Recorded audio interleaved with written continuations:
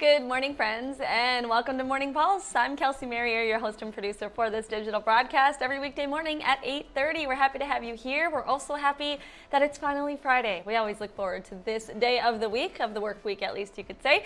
Today for our Morning Pulse broadcast, I have 3 news stories to bring you, and then I'll give you just a slight update in the weather department just so you know what to expect for your Friday and the weekend. But let's get started. We're going to start with a story that actually was new for us this morning. We got some information from Facebook from one of our local law enforcement agencies. So we are going to start in Winona this morning, where the Winona Fire Department actually responded to a person who had an ankle injury near Sugarloaf Rock in Winona. So this happened just after 11 o'clock last night. You're seeing some photos on your screen of kind of the scene that unfolded there overnight. Firefighters and area ambulance service personnel were able to get to that person, again, near Sugarloaf Rock within 25 minutes and then started some treatment for their injuries.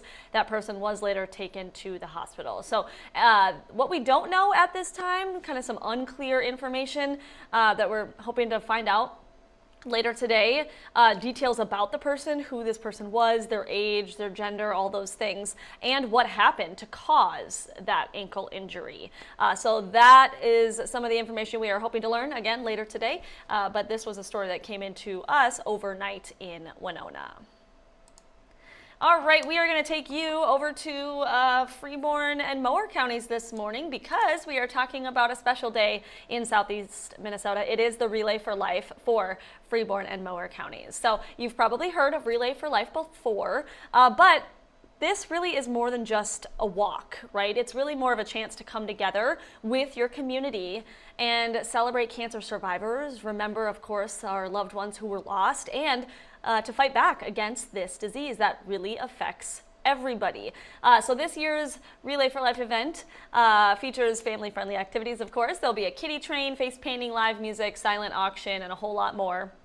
And then to commemorate the 40th anniversary of Relay for Life, teams are being invited to walk 40 laps, which is the equivalent of 10 miles. Again, this is all for a good cause and something that impacts everybody, the disease of cancer. So if you're interested in attending this event, again, this is the Relay for Life for Freeborn and Mower counties. It starts at 5 o'clock tonight at the Freeborn County Fairgrounds. That's in Albert Lea.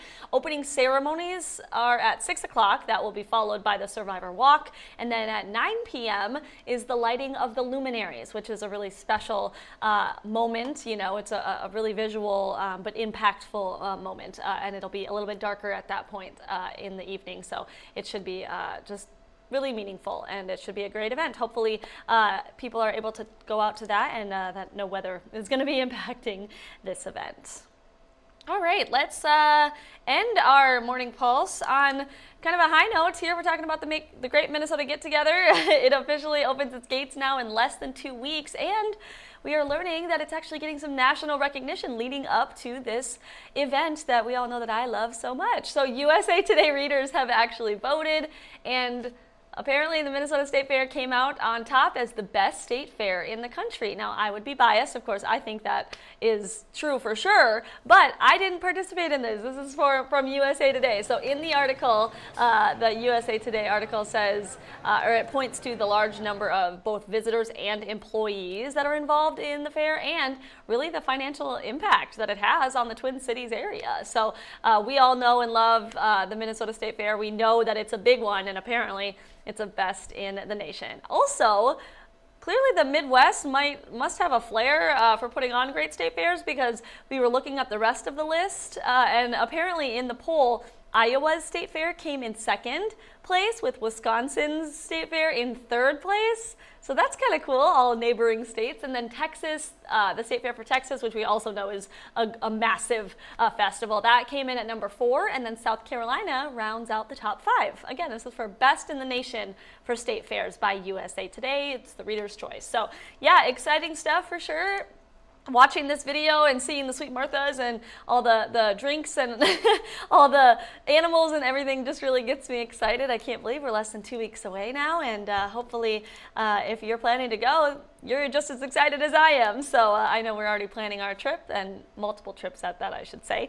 But anyway, let's talk about the weather for the rest of our Friday today and into the weekend. Meteorologist judgment says that today is most likely going to be our hottest and muggiest day of the week, you could say. Every day has just kind of gotten a little bit warmer as we've gone throughout the week, and today is definitely going to feel like summer. He had said hot and humid basically is what we're in for today. And then unfortunately we do have a little bit of unsettled weather and potential severe weather that will be happening over the weekend. Unfortunately, it kind of stinks when it lands on the weekend, but we are going to be watching the weather for the weekend. Of course, our First Alert weather team will be monitoring all of the weather closely for the weekend. And then next week, it looks like we're going to be warming up and seeing some pretty nice weather as well. So that is what I have for you on this Friday morning, August 8th, I believe. I hope you've had a great week, and I hope you're having a good Friday, and I hope you have a wonderful weekend. I'll see you later.